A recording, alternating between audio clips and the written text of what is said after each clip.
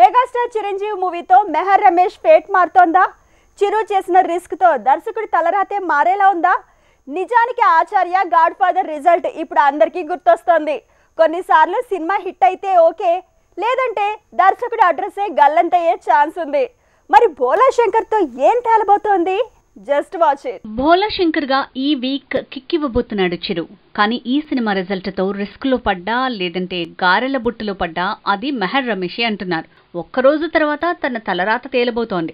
Remake తో luck మారుతుందో shock కొడుతుందో తేలేందుకు time దగ్గర పడింది. మెగాస్టార్ చిరంజీవితో ఆచార్య మూవీ తీసినప్పుడు కొరటాల శివకి షాక్ తగిలింది.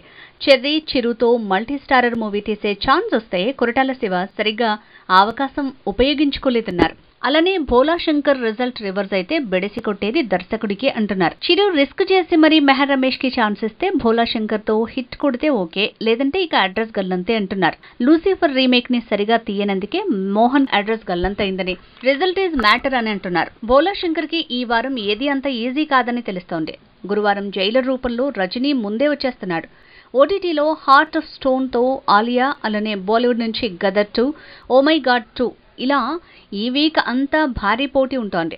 ఇంత పోటీలో భోలా శంకర్ హిట్ అయితే మెహర్ రమేష్ ఫేటే మారిపోతుంది. ఈ మధ్య హిట్ అయితే హీరోలు, ఫ్లాప్ అయితే దర్శకులు రిస్క్ లో పడుతున్నారంటున్నారు. ఆ సంగతి ఎలా ఉన్నా భోలా శంకర్ విషయంలో చిరునే రిస్క్ చేశాడు. శక్తి లాంటి ఫ్లాప్ తర్వాత షాడోతో మెగా ఫోన్ ని పక్కకు పెట్టిన మెహర్ రమేష్ ని నమ్మి చిరు రిస్క్ చేశాడు.